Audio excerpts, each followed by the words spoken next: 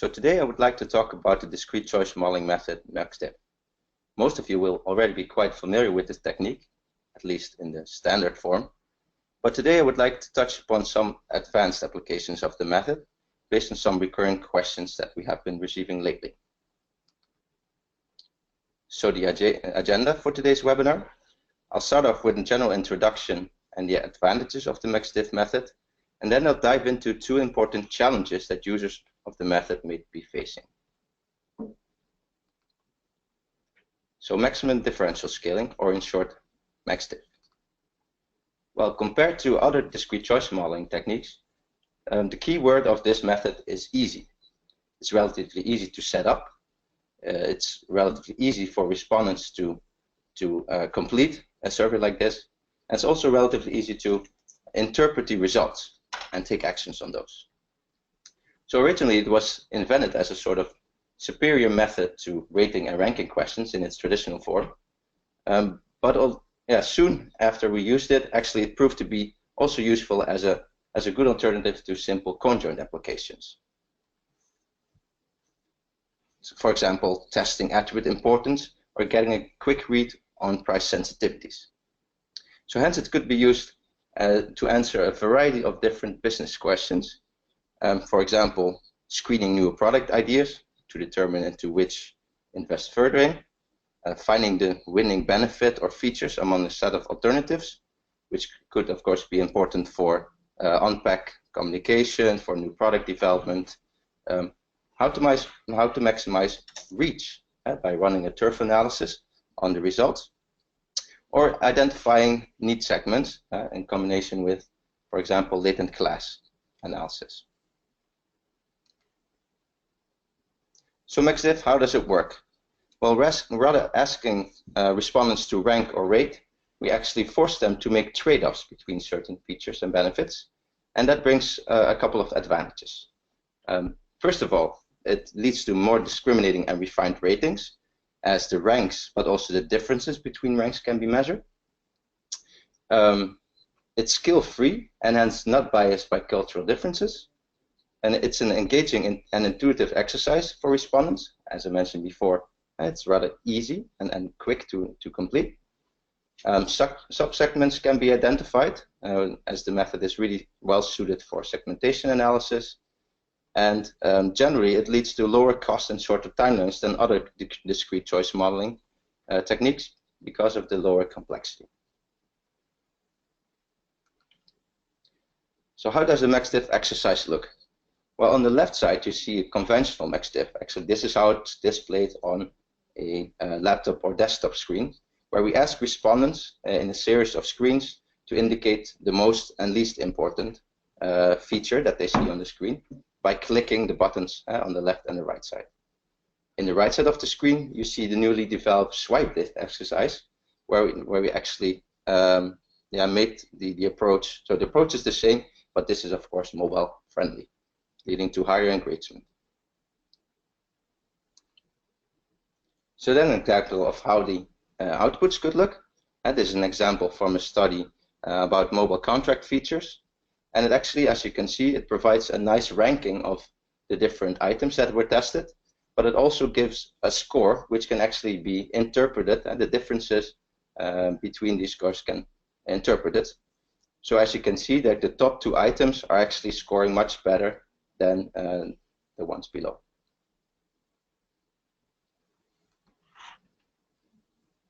So as I quickly mentioned, Max Diff is a very useful technique to answer a variety of business questions, but of course there are also a couple of challenges that users may be facing.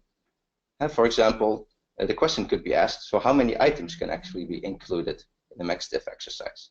And this is typically a trade-off between the number of screens, the number of items per screen, and also the number of observations that you'll actually need to collect to get a robust read. And of course, there are limitations to actually the amount of information, the amount of screens that respondents will be able to answer and still provide quality input. So sometimes more items actually need to be tested that can be actually be handled by the standard Max Diff method. So in a minute, I will actually address this question. A second question that could be asked is, so Now we have this nice ranking, but how good are the winning or losing items actually in reality? Are they really convincing respondents to purchase, for example? Well, let's first take a look at the first question, the number of items. So how many items can be included in a Max Diff exercise? Well, as I mentioned before, this is a trade-off between the number of screens, the number of items per screen, and the number of observations you wish to collect per item. Well, we apply a sort of rule of thumb here, and we want to show every item at least 3 times to respondent for a robust read. Now, experience taught us that 4 items per screen is about the standard, and 6 items per screen is considered to be like the maximum amount of information that people can actually digest. So when the number of items increases, for example, from 12 to 20 to 30 items, you can actually see that the number of screens and or number of items per screen also increases with that. And of course, there's also a limit to the number of screens that can be shown to respondent. Internal tests that we have run have shown that after about 15 or 16 screens, the consistency of respondents' answers drastically goes down. Now, generally, the more items that we show on the screen, the more robust the read will be on the best and the worst items, because there's a lot of information gathered about, okay, which of the alternatives on screen is actually preferred and which is least preferred. However, the whole part in the middle, the amount of information that we collect there is rather limited. So when showing more items on a screen actually means that this goes at the expense of the robustness in the middle range. Now, as you can see that with 30 items, we actually already have to go for 15 screens with 6 items or 18 screens with 5 items in order to still collect enough data points. So you could say, well, 30 is already quite a lot and considered to be the maximum when working with the standard way of Max Diff. So what solutions do we have when we want to include more than 30 items, or maybe even 50 or 100 or more?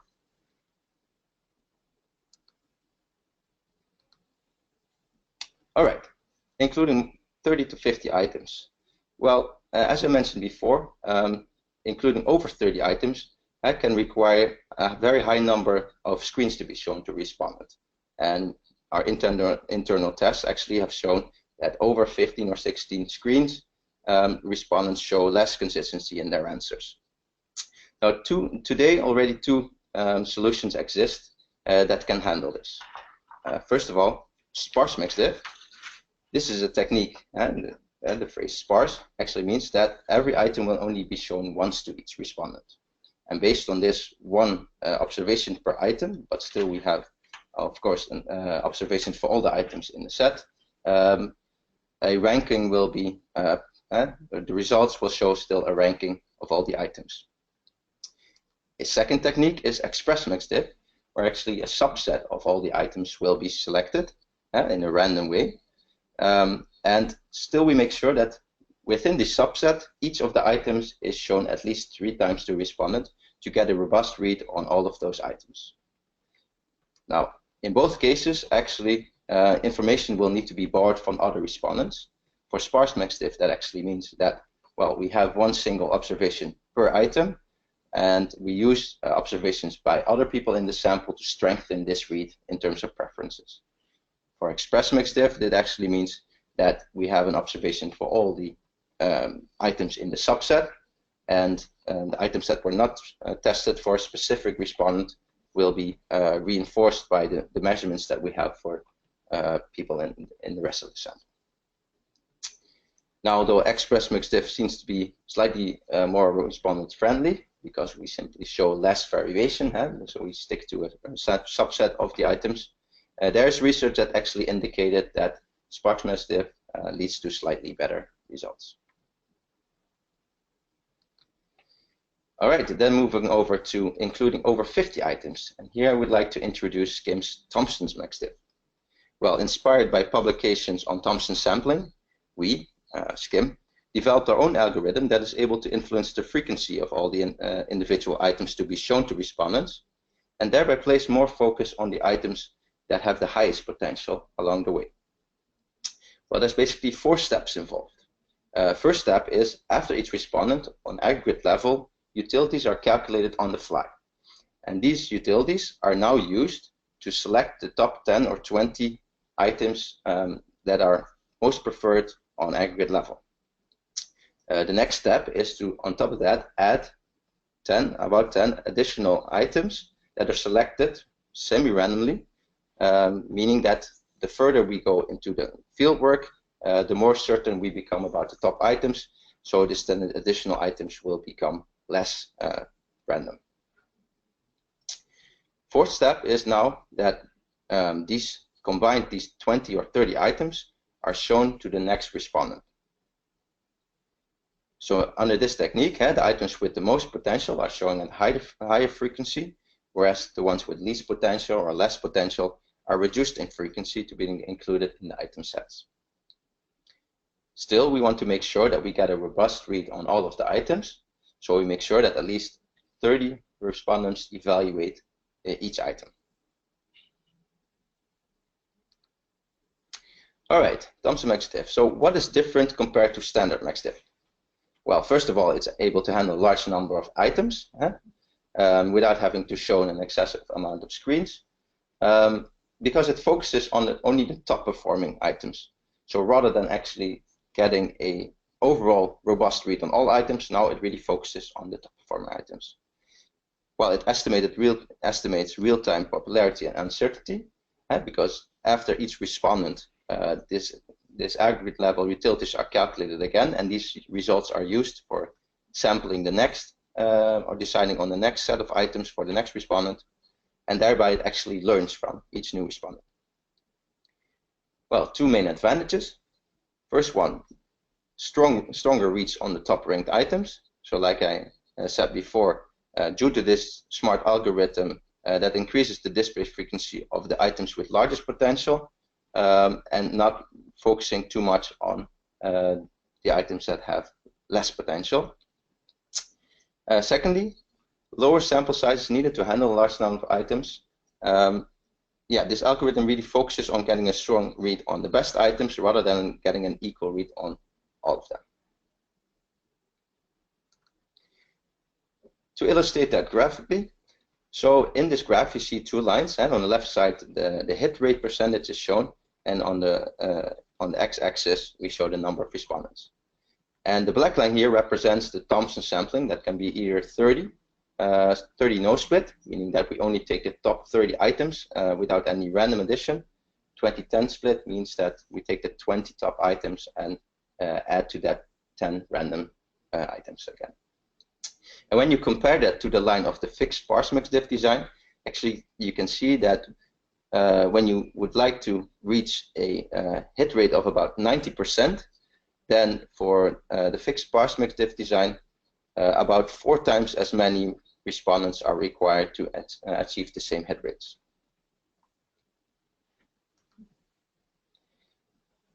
But one may ask, so why do we actually only, or why do we add random items and not just include only the best items? Well, this is to make sure that, well, in cases of a misinformed start, where, for example, the first 100 respondents actually appear to be not representative for the rest of the population, that this is corrected. And here you can actually see that, well, by adding those random items, the 20-10 split, the blue line represented in the graph, that with this technique, the line actually, the hit rate picks up rather rapidly, whereas for the red line, when there's no random items included, that it will take a very large sample to actually achieve a high hit rate. All right, so that concludes the first question. Then the second question we would like to address is the Max Diff relativity issue. So as I mentioned before, one question that comes up often is, well, we now know the ranking of items, but how good do they actually are? Do they actually convince people to start purchasing a product, for example? Well, consider the to illustrate that, consider the example in the bottom. where we ask people about unfavorable conditions, which one is preferred and which one are most preferred and which one is least preferred.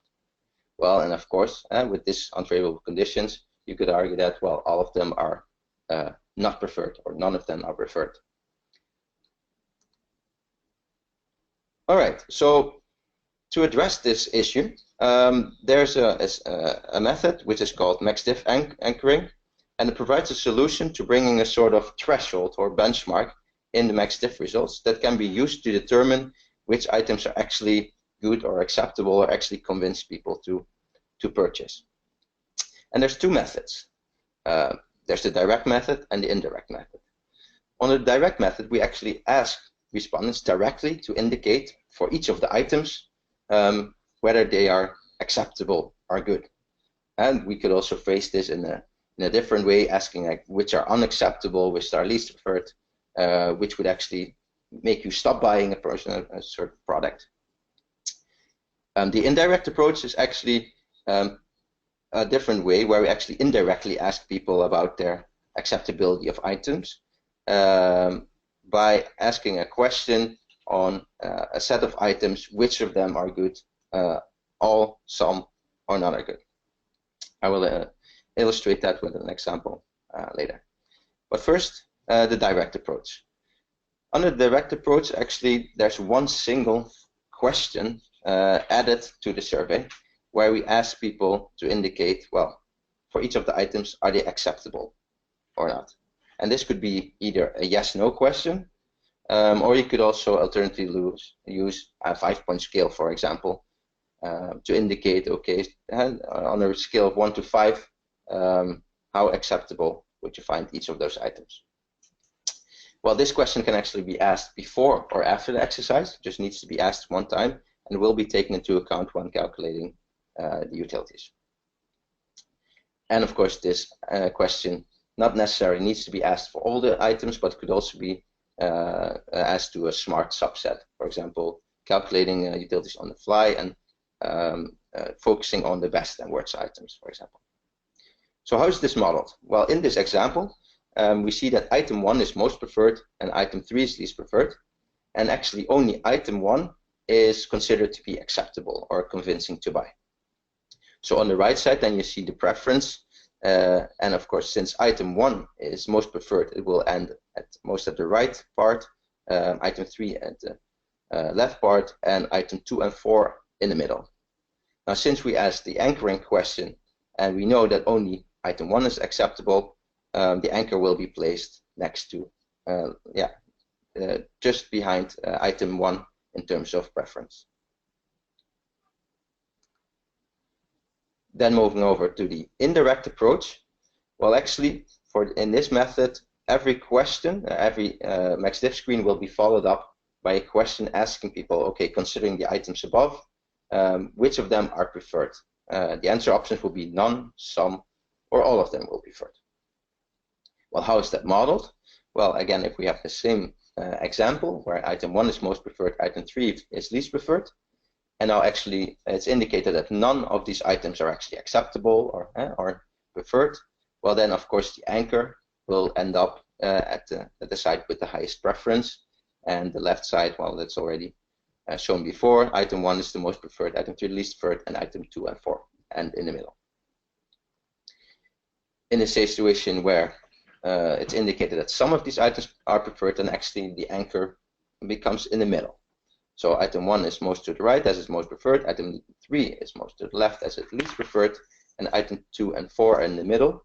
And actually, since we don't have that much information, the anchor will be treated as the same score as item 2 and 4. In the last situation, where all of them are preferred, then actually the anchor will end up on the left side with least preference.